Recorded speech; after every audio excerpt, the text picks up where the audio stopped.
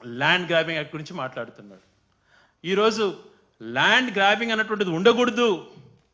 వాళ్ళు అమెరికాలో ఉన్నా, మరొక దేశంలో ఉన్నా, మరొక రాష్ట్రంలో ఉన్నా, ఇంకొక ప్రాంతంలో ఉన్నా వాళ్ళ భూమి వాళ్ళకు భద్రంగా ఉండాలి అని చెప్పి అటువంటి మంచి వ్యవస్థను తీసుకురావాలని చెప్పే సమగ్ర భూ సర్వే పెట్టినటువంటిది. ఆ సమగ్ర భూ సర్వే వల్ల మంచి పేరు వస్తుంది వైసీపీకి అని తెలిసి నీ యొక్క కోవట్లతో దాన్ని మంచి పేరు రానియకుండా దాన్ని తప్పుదోవ పట్టించి దాన్ని నిర్మూలింపజేసేటువంటి ప్రయత్నం, బ్యాడ్ ప్రాపగండ చేసి నిర్మూలన చేసేటువంటి ప్రయత్నం చేసింది మీరు కాదా చంద్రబాబు నాయుడు గారు? ఈరోజు మీకు అధికారం వచ్చిన తర్వాత మీరు లేని చట్టాన్ని రద్దు చేసినట్టుగా ప్రజెంట్ చేసుకుంటూ ఈరోజు మళ్ళీ కేంద్ర ప్రభుత్వం దానికి నిధులు ఇయ్యను అంటే లేదు, నేను కూడా సర్వే స్టార్ట్ చేస్తున్నాను, నేను ఇంకొక రకంగా నీతి మాటలు మాట్లాడుతున్నాం. ఎస్, జగన్మోహన్ రెడ్డి గారు ఆలోచన చాలా మంచిది. ఆ రోజు తను చేసినటువంటి ప్రయత్నం చరిత్రలో ఎప్పుడో బ్రిటిషర్స్ కాలంలో 100ల సంవత్సరంలో జరిగినటువంటి సర్వేలు సరిగా లేకుండా ఉన్నాయి. హద్దులు ఫిక్స్ కాక చాలా గొడవలలో ఉన్నారు. దీనికి శాశ్వతంగా పరిష్కారం ఉండాలని చెప్పి సమగ్ర భూ సర్వే ఏర్పాటు చేసి ప్రతి ఒక్కరికి కూడా ఎవరికి నష్టం జరగకూడదు, పేదవాళ్ళకు కూడా మంచి జరగాలి అని చెప్పి అనేకమైనటువంటి ల్యాండ్కి సంబంధించిన సంస్కరణలు తీసుకొస్తే మంచి పేరు రాకూడదు అని చెప్పి నీ దొంగ ప్రయత్నాలతో తప్పుదోవ పట్టించి బురదజల్లేటువంటి ప్రయత్నం మాత్రమే చేశాడు చంద్రబాబు నాయుడు గారు. అది ఆయన కూడా తెలుసు. కానీ తన వ్యక్తిగతం కోసం అవతల వాళ్ళపైన ఏ నెపమైనా నెట్టడానికి సిద్ధపడేటువంటి చంద్రబాబు నాయుడు గారు ఒకటే ఆలోచన చేసుకోవాలి, ఇటువంటి దొంగ ఆలోచనలు మానుకో. చేసే ఏ కార్యక్రమం చేపట్టినా జగన్మోహన్ గారు మంచి చేయాలని చెప్పే.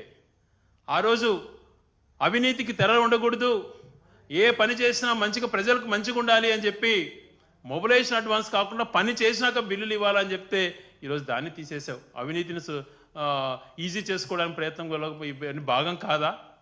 మరి 100 కోట్ల పని దాటితే జ్యుడిషియల్ సిట్టింగ్ జడ్జి ఎంక్వైరీ చేసి జ్యుడిషియల్ రివ్యూ జరిగిన తర్వాత ఆమోదించాలన్నటువంటి దాన్ని రద్దు చేసి ఏదో మళ్ళీ అది కూడా వైసీపీ పైన ఏదో నెపం నెట్టేదానికి ప్రయత్నం చేస్తున్నాం. మంచి పనులు చేసినప్పుడు మంచి అను చంద్రబాబు నాయుడు గారు, అంత ద్వేషం ఉండకూడదు. ప్రజా జీవితంలో సుదీర్ఘంగా ఉన్నాను అని అంటావు.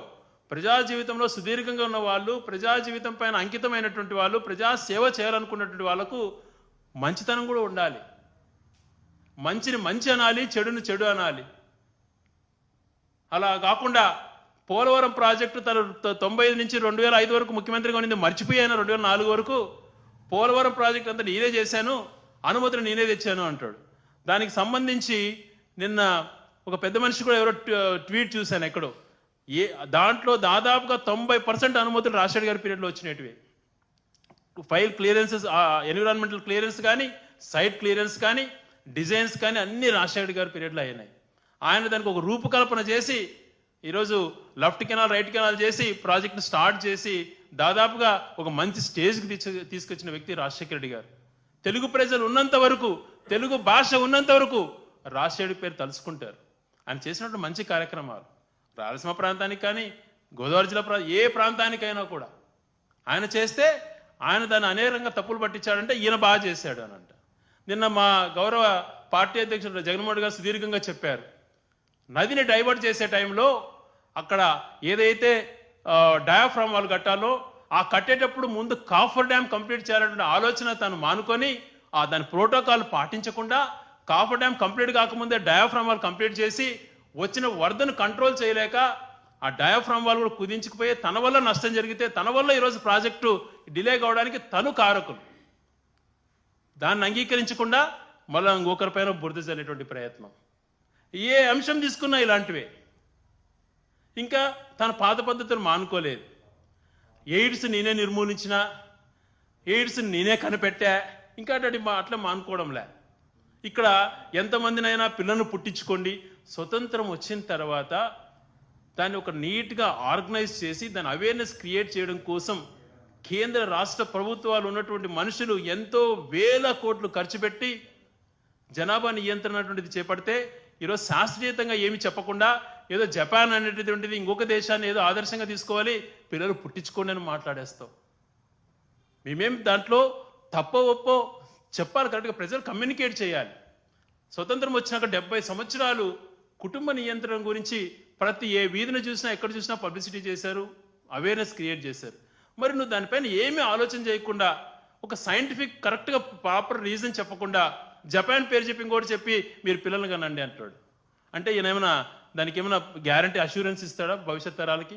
ఉన్నటువంటివి నాశనం చేసి మనుషులకు ఉన్న వాళ్ళను జీవితాలను పేదరికంలోకి నెడుతున్నటువంటి చంద్రబాబు నాయుడు గారు ఏదో ఎరగదీస్తానని మాట్లాడుతున్నాడు. జనాభా పెంచేయండి, పిల్లలను పుట్టించుకొని నేను చూసుకుంటాను అన్నట్టుగా. ఒక అవగాహన లేనటువంటి వ్యక్తి, తనంతకు తాను విజన్ ఉన్నటువంటి వ్యక్తి నేను చెప్పుకుంటూ ఇలాంటివి కించపరిచే విధంగా ప్రజలను గౌరవప్రదంగా కాకుండా అగౌరవప్రదంగా చేసేటువంటి ప్రయత్నాలు తను చేస్తున్నట్టుగా ఒక్కొక్కటిగా మనకు అర్థం అవుతాం. ఈరోజు రాష్ట్ర శ్రేయస్సు గురించి ఆలోచన చేశారు జగన్మోహన్ రెడ్డి గారు. ముందు చూపుతో రాష్ట్రానికి ఏదైతే మేలుందో ఇప్పుడున్నటువంటి ఈ పరిస్థితులలో ఐటీ హైదరాబాదు, బెంగళూరు, పూణే లాంటి సిటీస్ని వదిలి వెంటనే రావు, టైం పడుతుంది, మనం ఇక్కడ ఎంప్లాయ్మెంట్ క్రియేట్ చేయాలంటే ఎలా అని చెప్పి ముఖ్యమంత్రి అయినటువంటి 2-3 నెలల్లోనే తన 100 రోజులు కంప్లీట్ కాక మునిపే 1,60,000 పైన ప్రభుత్వ ఉద్యోగాలు ఇచ్చినటువంటి వ్యక్తి జగన్మోహన్ రెడ్డి గారు. అదే రకంగా ఎన్నో ప్రాజెక్ట్స్ టేకప్ చేశారు. కరోనా లాంటి పరిస్థితులు వచ్చి 2 సంవత్సరాలు ప్రపంచమంతా బ్లాక్ అయితే కూడా నిర్వీర్యం అయిపోయిన అన్ని దేశాలు, రాష్ట్రాలు అన్నీ కూడా వెనుకబాటైనాయి. కానీ ఈరోజు భారతదేశంలో ఏ రాష్ట్రంలో తీసుకున్నా కూడా 2019 నుంచి 24లో ఏ రాష్ట్రమైన ఎగ్జాంపుల్ తీసుకోండి, దేంట్లో చూసుకున్నా కూడా గతంలో చంద్రబాబు నాయుడు గారు అన్ని మంచి జరిగినాయి 14 నుంచి 19 వరకు. ఆయన పీరియడ్లో కానీ దేశంలో మిగతా రాష్ట్రాలతో కంపేర్ చేసుకుంటే పర్ క్యాపిటల్ ఇన్కంలో కానీ, జిఎస్డిపిలో కానీ, స్పెండ్ చేసినటువంటి క్యాపిటల్ ఎక్స్పెండిచర్లో కానీ అన్ని రకాలుగా గణాంకాలు చూస్తే ఎక్కడ చూసినా మెరుగైనటువంటి పాలన జగన్మోహన్ రెడ్డి దాన్ని స్పష్టంగా కనపడుతూ ఉంది. మరి నువ్వు దాని గురించి చెప్పేటువంటి ధైర్యం చేస్తావా? చెయ్యవు. ఏదో మాట్లాడుతావు, ఎక్కడికో తీసుకెళ్తావు, నేనే కనిపెట్టేస్తానంటావు. ఇలాంటివి కాదు మాటలు చెప్పాల్సింది. ప్రూవ్ చేయి. నీ హయాంలో నువ్వు పరిపాలన చేసినప్పుడు 1995 నుంచి 2004 వరకు పర్ క్యాపిటల్ ఇన్కమ్ ఎంత ఉన్నింది, క్యాపిటల్ ఎక్స్పెండిచర్ ఎంత జరిగింది, గ్రోత్ రేట్ ఎంత ఉంది, ఈ 3 తీసుకో. రాజశేఖర్ గారు 2004 నుంచి 2009 వరకు ముఖ్యమంత్రిగా ఉన్నారు. తన 5 సంవత్సరాల పీరియడ్లో ఈ 3 తీసుకుందాం. అలాగే 2014 నుంచి 19 వరకు నువ్వు ముఖ్యమంత్రిగా ఉన్నావు. విధ్వంసక పాలన అనేటువంటిది ఒక ఆర్గనైజ్డ్గా క్రియేట్ చేసినటువంటి నువ్వు 19 నుంచి 24 వరకు, 14 నుంచి 19 వరకు నువ్వు ముఖ్యమంత్రిగా, 19 నుంచి 24 వరకు జగన్మోహన్ రెడ్డి గారు ముఖ్యమంత్రిగా ఉన్నటువంటి సమయంలో ఏ రకంగా క్యాపిటల్ ఎక్స్పెండిచర్ జరిగింది, పర్ క్యాపిటల్ ఇన్కమ్ ఏ రకంగా జరిగింది, ఏ రకంగా ఉద్యోగాలు ఎవరెక్కువ ఇచ్చారో కంపారిజన్ షీట్ పెడదాం. విధ్వంసక పాలన మీరు చేస్తూ ఇతరులపైన నెపం నెడుతూ మాట్లాడుతుండడం ఎంతవరకు సమంజసం? ఈరోజు ఎంతో ముందు చూపు ఆలోచనతో రాష్ట్రంలో ఇప్పుడు ఐటీ టేకప్ కాదు, మనకున్నటువంటి కోస్ట్ను యూటిలైజ్ చేసుకోవాలి, ఎప్పుడు మాటలు చెప్పేది కాదు, మనకుంది కోస్ట్ లైన్ అది చేస్తాను ఇది చేస్తానని చెప్పడం కాదు, నిరూపణ చేసే విధంగా దాదాపుగా 7-8 ఫిషింగ్ హార్బర్స్, 4 పోర్ట్స్, బ్రహ్మాండమైన పోర్ట్స్, దాదాపుగా బందర్ పోర్ట్ అయితేనేమి మిగిలిన పోర్ట్లు కూడా కంప్లీట్ స్టేజ్కి వచ్చాయి. ఈరోజు 3,000 కోట్లతో నిర్మిస్తున్న బందర్ పోర్టు రేపు సంవత్సరంలో 20,000 30,000 కోట్లకో ఎవరైనా తీసుకోవడానికి ముందుకు వస్తారు. రాష్ట్ర ఆదాయం కూడా రెట్లు పెరిగినట్టు కనిపిస్తుంది మనకు. మన ప్రభుత్వం ఇన్వెస్ట్మెంట్, ప్రజలు భాగస్వాములు అవుతారు. అటువంటిది కూడా నువ్వు ప్రైవేట్ వాళ్ళకి అప్పచెప్పి కమిషన్ చేయాలనుకునేటువంటి ప్రయత్నం చేస్తున్నావు. దేశంలో ఎక్కడ లేని విధంగా 17 గొప్ప మెడికల్ కాలేజీలు నిర్మించి బ్రహ్మాండమైన ఇన్ఫ్రాస్ట్రక్చర్ కనపడుతుంటే ఏమీ లేదు అని అంటావు. మెడికల్ కాలేజ్కి వచ్చినటువంటి ఎంసీఏ సెంట్రల్ గవర్నమెంట్ ఏదైతే అనుమతులు ఇచ్చిందో దాన్ని కూడా వద్దు అని చెప్పి ఆ మెడికల్ కాలేజ్ని కూడా ప్రైవేటు వాళ్ళకి అప్పచెప్పాలని ప్రయత్నం చేస్తున్నాం. ఈరోజు జిల్లా రోడ్లలో కూడా ట్యాక్స్ కలెక్షన్స్ చేసేదానికి టోలు పెట్టేటువంటి ప్రయత్నం చేస్తున్నాం. ఇదే నీకున్నటువంటి మంచి ఆలోచనలు? ఇదే నువ్వు సంపద సృష్టించేటువంటిది? సంపద సృష్టిస్తానని మాట మాట్లాడుతున్నావే, నువ్వు రోజు సూటిగా జవాబు చెప్పు. నీ హయాంలో రాష్ట్రానికి ఆస్తులు ఎంత పెరిగినాయి? జగన్మోహన్ రెడ్డి గారి పీరియడ్లో ఎంత మేలు జరిగింది? రాజశేఖర్ గారి పీరియడ్లో ఎంత మేలు జరిగింది? అటువంటిది మేము ప్రతి ఒక్కటి డీటెయిల్డ్గా చెప్తాం. మీరు ఎవరైనా రండి చర్చకు. ఎవరి పీరియడ్లో ఎంత మంచి జరిగిందో ఈ రాష్ట్రానికి అటువంటిది చర్చ పెడతాం. మౌలిక వసతులు లేక చిన్న టేబుల్ కూడా కూర్చోవడానికి వీలైనటువంటి ప్రభుత్వ పాఠశాలలను అద్భుతంగా తీర్చిదిద్ది కార్పొరేట్ స్కూల్స్కు తగ్గట్టుగా గవర్నమెంట్ స్కూల్స్ చేసినటువంటి వ్యక్తి ఎవరు? ప్రతి పేదవాడు వెళ్ళేటువంటి స్కూళ్ళు బాగుండాలని చెప్పి ఆలోచన చేసినటువంటి వ్యక్తి ఎవరు? విద్యకి ఎంత ఖర్చు పెట్టాడు? ముఖ్యంగా అవసరం విద్య, వైద్యం. గ్రామీణ ప్రాంతాలలో కూడా హెల్త్ క్లినిక్లు ఉండాలి, ఉన్నటువంటి పిహెచ్సిలు కానీ గవర్నమెంట్ హాస్పిటల్స్ కానీ బ్రహ్మాండంగా మెరుగుపరచాలి అని చెప్పి అద్భుతంగా డెవలప్ చేసిన అంశాన్ని ఎందుకు నువ్వు మాట్లాడలేవు? నువ్వేం చేస్తావు? ఇటువంటి ఎప్పుడన్నా ప్రజలకు ఉపయోగపడే కార్యక్రమాలు చేసావా? మాట్లాడితే ఏదో చేసేసి నిందలు నెప్పి మంచి చేసిన వ్యక్తులను క్యారెక్టర్ అసాసినేట్ చేసే ప్రయత్నం చేయటం సరైనటువంటిది కాదు. నిజంగా నువ్వు చిత్తశుద్ధి అయినటువంటి నాయకుడు అయితే నువ్వు చేసినట్టు గొప్పతనం వల్ల నీకున్నటువంటి విజన్తో ఏమి రాష్ట్రానికి మేలు చేశావో మేము ప్రశ్నించే విధంగా రాష్ట్ర ఆస్తులు పెంచావా, రాష్ట్రంలో రైతాంగానికి ఏమైనా మేలు చేశావా, సామాన్య ప్రజలకు ఏమైనా మేలు చేశావా, ఏదైనా నీ పేరుతో ఒక మంచి స్కీమ్ శాశ్వతంగా నిలబడేది ప్రజలకు మంచి చేసావా అంటుంటే చెప్పుకోలేని పరిస్థితిలో నువ్వు ఉండి ఈరోజు మంచి చేసిన వ్యక్తులపైన బురజల్లేటువంటి కార్యక్రమం చేపట్టుకొని కేవలం పార్టీనే అజెండా, రాజకీయాలే నీకు కావాల్సింది, ప్రజలు అవసరం లేదు అన్నటువంటి రీతిలో పోవడం సమంజసం కాదు. రాజకీయాలలో ఎదిగే కొద్దీ ఒదిగుండాలంటారు. నీ అనుభవం పెరుగుతుంది కానీ పెరుగుతున్న అనుభవాన్ని మంచి కోసం వినియోగించుకోవటం లేదు. వ్యవస్థల్ని పాడు చేసేటువంటిది, వ్యవస్థలను సర్వనాశనం చేసి ఎలా పిడికిలో పెట్టుకోవాలా అటువంటి ఆలోచన చేసినటువంటి విధానం మంచిది కాదని చంద్రబాబు నాయుడు గారికి తెలియచేస్తూ, ఇంకన్నా కూడా మీకు 75 ఏళ్ల వయసులో మళ్ళీ భగవంతుడు మీకు ప్రజల తరపున మీకు అవకాశం కలిగింది. మీరు ఏం మాటలు చెప్పారో తెలియదు. ఆ చెప్పిన మాటలు నిలబెట్టుకునే విధంగా హామీలు అమలు చేసి ఈ రాష్ట్రానికి మేలు జరిగేటువంటి ఆలోచనతో శాంతి భద్రతల విషయము అని అంటే అవతల పార్టీ వాళ్ళను బెదిరించి భయపెట్టించి చేయడం కాదు, ప్రజాస్వామ్యపరంగా ఉండే విధంగా ఆలోచన చేసి మంచి చేసిన విధానాలతో ముందుకు రావాలా అని చెప్పి నేను కోరుతూ, ఈ రాష్ట్రాన్ని అన్ని రంగాలలో అభివృద్ధి చేసే పరిస్థితులలో దేనికైనా కూడా సహకరించడానికి ఎప్పుడు ఈ రాష్ట్ర శ్రేయస్సే ధ్యేయంగా పనిచేసినట్టు మేమందరం కూడా మా పార్టీ కూడా సిద్ధంగా ఉంటుందని తెలియజేస్తూ, బురద జల్లే కార్యక్రమాలు మానుకొని మంచి ప్రయత్నాలు చేయాలా అని చెప్పి నిన్ను సవినయంగా కోరుకుంటున్నాను చంద్రబాబు నాయుడు గారు.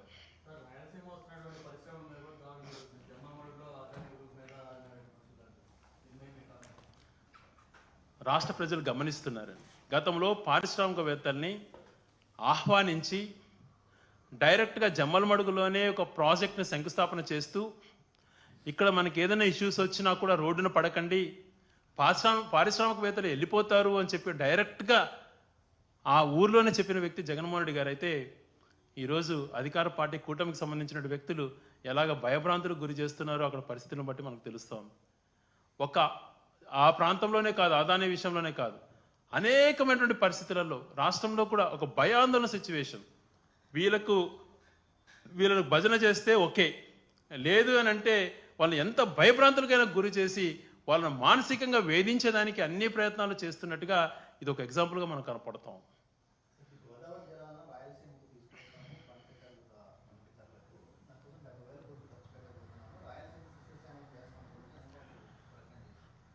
తను ఈరోజు ముఖ్యమంత్రి ఫస్ట్ టైం కాలేదండి, 15 సంవత్సరాలు ముఖ్యమంత్రిగా పనిచేశారు. అప్పటి నుంచి అదే చెప్తున్నారు. ఆయనకు చేయాలి అటువంటి ఆలోచన కూడా లేదు. ఈరోజు పోతిరెడ్డిపాడుని ఒకప్పుడు రాజశేఖర్ గారు ముఖ్యమంత్రి కానప్పుడు 840 అడుగులకు చేరితే 6000 5000 క్యూసెక్లు రోజుకు వస్తే అది కేసీ కెనాల్ను షార్ట్అవుట్ చేసుకొని ఎస్కేప్ ఛానల్లో చూసి తెలంగాణ ప్రాజెక్టు ఇన్ని రకాలుగా పోవాల్సిన పరిస్థితి, అది వచ్చే 20 రోజులు నెల రోజులు ఫ్లడ్లో అంది అంతక దారుణమైన పరిస్థితులు ఉండేటివి. అటువంటివి ఒకటే పీరియడ్లో 1 సంవత్సరం 2 సంవత్సరాల్లోనే 56,000 క్యూసెక్లకు చేసి రోజుకు 5 నుంచి 6 టీఎంసీల ఆ ద్వారా వచ్చే విధంగా చేయడమే కాకుండా బ్రహ్మాండమైన ప్రాజెక్టులు చేశారు. మంచి ఆలోచనలు ఉన్నాయి. మాకు కూడా రాయలసీమ లిఫ్ట్ ఇరిగేషన్ ఈరోజు చేపట్టింది దేనికోసం? రాయలసీమ సస్యశ్యామలం చేయడం కోసం కాదు, దానికే కదా. మరి దాన్ని టేకప్ చేద్దాం. గోదావరి జలాలు కూడా తరలించాలి ఈరోజు కాబట్టి రేపు, ఎందుకంటే కృష్ణా ఆయకట్టు పెరిగిపోతాం. కర్ణాటకలో అప్పర్ స్ట్రీమ్లో ఎన్నో ప్రాజెక్టులు కడుతూ వస్తున్నారు. రాను కృష్ణా గురించి భయాందోళన చెందుతున్నాం. భవిష్యత్ తరం గురించి ఆలోచన చేయాలంటే గోదావరి నీళ్ళు కూడా తేవాలి. ఎలా తెస్తే మంచిది, ఏదైతే గతంలో ఈ ప్రభుత్వానికి కూడా మంచి ఆలోచన ఉన్నాయో దాన్ని కూడా ఒకసారి ఆలోచన చేయమంటున్నా. కేవలం పబ్లిసిటీ కోసం మాట్లాడేది కాదు. 80,000 కోట్లు దాన్ని కంప్లీట్ చేసి గోదావరి నుంచి బనకచర్ల క్రాస్కు నీళ్లు నింపడం మంచి పని అవుతుంది. అది చెయ్యాలి, చెప్పడం కాదు. తన 15 ఏళ్ల పీరియడ్లో ఏ మాత్రం కూడా ఇట్లాంటివి కనీసం మాటలు చెప్తున్నాడు కానీ ఒక్కటి కూడా చేయలేదు అన్నటువంటిది నేను ఎగ్జాంపుల్స్ చెప్తున్నా. ఈ 5 సంవత్సరాలు కూడా ఇలా గడిపేస్తాడు. అలా కాదు. ఈరోజు రాయలసీమ లిఫ్ట్ అన్నటువంటిది దాదాపు కంప్లీట్ చేసి తీసుకొచ్చాడు, దాన్ని కొలికి తీసుకురా. రాజశేఖర్ గారు అంతకుముందు పోతిరెడ్డిపాడు చేశాడు. అలాంటివి నువ్వు 15 సంవత్సరాల హయాంలో ఏం చేస్తావు ఈ ప్రాంతానికి అన్నటువంటిది ప్రశ్నిస్తే సమాధానం ఉండదు. ఇటువంటి మాటలు చెప్తుంటాడు.